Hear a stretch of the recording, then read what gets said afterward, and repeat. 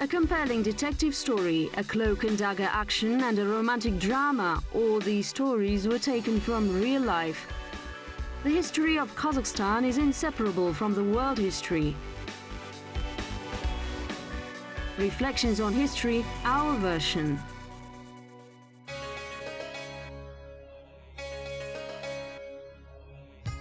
The silent grandeur.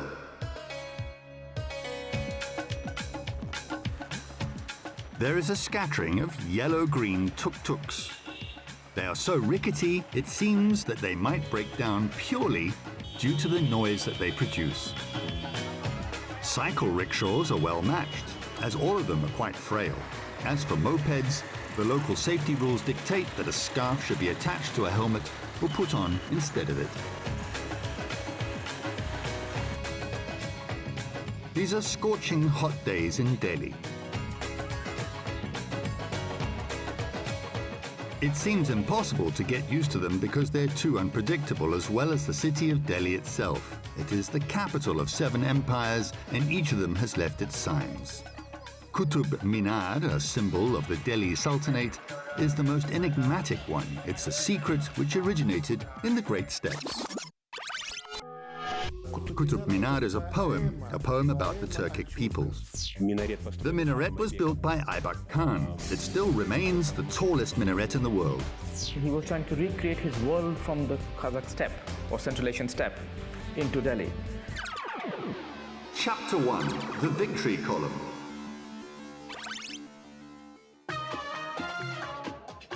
Adding the construction of this complex to his daily routine brought Qutb al-Din the greatest joy. The affairs of state required a great deal of energy. He had to develop a taxation system and implement financial and land reforms. According to historians, he was the person who organized the first effective Muslim administration. He was a very good general. He also was had an eye for very refined architecture. So he built a lot of things. That's why Qutub Minar is present in Delhi. This is tracing history brick by brick next to the highest brick construction in the world. It's considered the minaret of the mosque located nearby. Only the fragments of this mosque have remained. Quwwat-ul-Islam, the might of Islam, is also known as the Qutb Mosque. It's the earliest architectural construction in the Indo-Islamic style. This complex has a lot of mysteries and hidden secrets because limitations are placed even on archaeological excavations in the area of the Qutub Minar. Даже археологических раскопок на территории Кутуб-Минара они ограниченные. This is the reason why researchers cannot understand what the tower was constructed for. Probably believers could hear the call to prayer from the height of 73 meters. But how could they climb to such a height? It was impossible for Muezzins to climb to such a height. In my opinion, it played a practical part.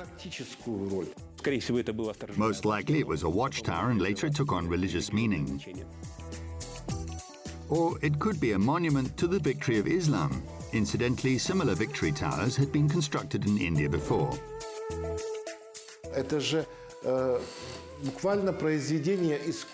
It's literally an architectural work of art, and it has a syncretic character. Qutub Minar is based completely on Hinduism. The pictures of people, animals, and birds which have remained there are typical of Hindu architecture. Людей, животных, птиц, они свойственны именно индуистской архитектуре. According to local legend, the ground floor is called Vijay Stamp, or Victory Column. However, another name for this construction is better known. In Delhi, the main symbol of the city is Qutub Minar. Qutub Minar. Both of the words any Kazakh speaker will immediately recognize. Qutub is a good old Turkic word, a name, and Minar is a minaret. Both are very common words. The majority of people hold the opinion that the Great Tower was named after the person who created it. It was the founder of the Delhi Sultanate, Qutb al-Din Aybak. Dates etched in stone confirm this fact. The mosque's construction was finished in the late 12th century. It was a time when the name of the ruler, who was the former slave, appeared in the Indian, Turkic and world history. The most important is that it was mentioned in written history. Chapter 2. A slave from a free country. Even the first layer of Qutub Minar could be seen from any part of the new capital. However, the fame of Aybak spread far beyond Delhi. The slaves turned out to be creators and founded a whole dynasty of slaves. We call this dynasty the Delhi Sultanate.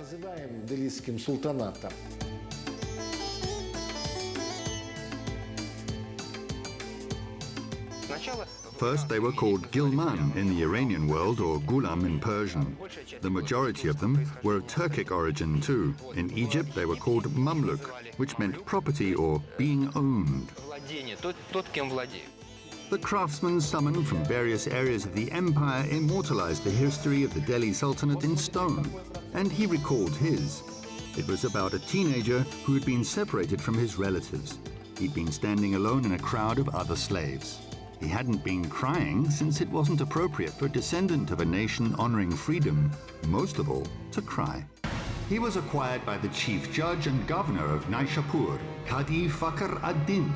Qutub ad-Din grew up in the service and society of his master's sons, and with them he learned to read the Quran and also acquired the arts of riding and archery.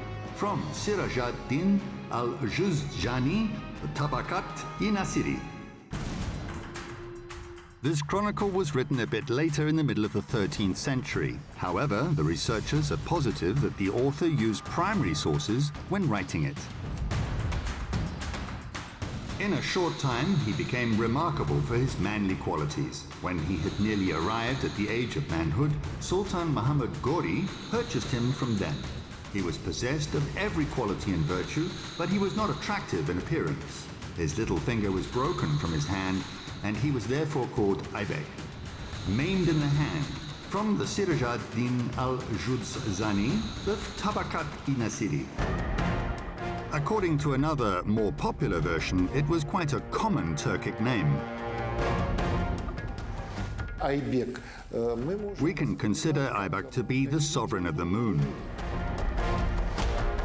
The origin of the sovereign of the moon is not clear either. The majority of sources mention Turkestan as his native land. Most likely, the medieval authors meant the so-called country of the Turkic peoples. This country covered the area of present-day Kazakhstan as well. There are different versions concerning his origins. According to one of them, he was from a Turkmen tribe, the Kalaj. However, in most cases he was called a Kipchak. Most clear understanding we have is that he was most likely, from ethnic point of view, a Kipchak. The question about the origin of the Kipchaks is quite difficult. However, according to some sources, or the earliest one, which was Bilge Kagan Stella, these people were of Turkic origin too. Legend has it that Aybak, founder of the Mamluk order or founder of the dynasty of slaves, was of Turkic origin. However, it isn't known exactly where he was born. According to one version, he was born somewhere in the Jetisu. Chapter 3. The Axis of the Universe.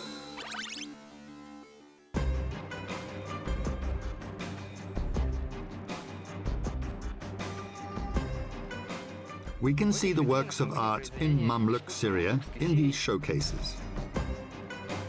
This is the Hermitage Museum. There is the history of reigning slaves in the World Heritage Collection and his private history. There is a continuation. Aybak's military career was magnificent, and many victories in northern India were connected with his name. The most talented of them reached high ranks in the public administration and army. They became emirs, military commanders, and members of the court elite. A medieval treatise named The Superiority of Turkic Peoples over Other Warriors has remained. The Turkic peoples never lowered themselves like other captive slaves did. The latter are forced to sweep the floor and do other work. Power over Turkic slaves has always been limited. After a Turkic person has got rid of his shackles, he will not feel satisfied until he becomes the head of the army, commander of a large detachment, or an influential leader in war. From the superiority of Turkic peoples over other warriors by Abu ibn Qasul. Many areas, including Delhi, were conquered by the former slaves' detachments. By that time, he hadn't been just free, but had become a trusted military leader of the Sultan Muhammad of Ghor, who had once ransomed him from slavery. The Sultan made Aybak the governor of northern India to show his gratitude for his loyal service. As we know, the Mamluks and Turkic peoples were the elite among the peoples living from the north of India to the Atlantic Ocean in that period of time. Сегодняшнего это были мамлюки, тюрки.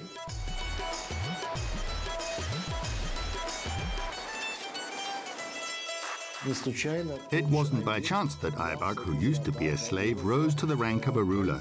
It meant that they didn't care that he was among slaves, but noticed that he was of noble origin. Какую-то рабскую сущность, а увидели именно его высокое происхождение. Finally, he could engage in what he was fond of and started creating. According to medieval sources, Aybak had headed the construction of watchtowers, customs posts, and fortresses before. Incidentally, many Mamluks patronized art. They built huge complexes, hospitals, madrasas, and mausoleums because it was considered an act of piety and prestigious. There is elegant carving in the stone and sandstone. We can see traditional vegetative Indian ornament and Arabic script. It's said that when Qutub Minar was being built, the materials from local temples destroyed by him were used. However, they didn't destroy the pattern carved in stone. Тюрки, где бы они ни оказывались, Regardless of where the Turkic peoples found themselves and what social situation they were placed in, they never forgot about the peculiarities of their inner philosophy. не забывали об особенностях своей внутренней философии. Their inner world outlook was connected with the fact that when the Turkic people arrived in a new area, they didn't change anything by destroying it. Занимались преобразованиями разрушительного характера. Nomadic people were not just fighters and robbers, and they were highly, deeply cultured people who could take from one world and recreate in another world. And that's what you find. One of the master minds of such was Qutbuddin Aybak, who created the Qutub Minar. In any case, his descendants remembered Aybak well, who became the ruler of northern India and Afghanistan after Sultan Muhammad of Ghor died, not only as a creator of beautiful architectural monuments. Sultan Qutb ad-Din was a brave and liberal king, and the Almighty bestowed on him such courage and generosity that in his time there was no king like unto him from east to west. He endowed one of his slaves with the qualities of courage and generosity. From the Siraj ad-Din, al-Judzjani, the Tabakat-i Nasiri. However, Aybak did not rule for a long time. In 1206, he was awarded the title Qutub ad-Din, that is, the axis of the universe, and died 4 years later. Смерть Qutb ad-Din Aybak died when he was playing polo in Lahore and was buried there. он и похоронен там. There are a lot of questions related to the enigmatic death of Delhi Sultanate's founder. A horse crushed him when he was playing a game of chaugan. It was an ancient Iranian sport similar to modern polo. Epilogue, the road to the sky. It's unknown if Aybak imagined his work, the Qutub Minar, like we see it today. He didn't finish it, actually. He died before it could be finished. And it is the symbol of Delhi city. A legend has it that it was the next ruler, Iltutmish's idea, to make the tower so high. His wife, who was Aybak's daughter, every morning went to admire the river. Builders built balconies, and the Sultan's wife could enjoy the landscape without leaving her husband. The romantic story matches the reality to a certain extent because the construction of Qutub Minar was finished after Aybak's death. It was a kind of intellectual valley of that time. You had to be good at technique to build such a tower. The tower was built without using any nails. It means that talented artisans of that period made everything there. И это тоже самые талантливые ремесленники того времени это все создавали. In spite of the difference in decoration, as there is red sandstone at the bottom and marble above it, the beauty of the tower remains impressive. There's a sacred vertical structure symbolically connecting the earth and sky. The openwork pattern is like some secret code which will only be solved in the future.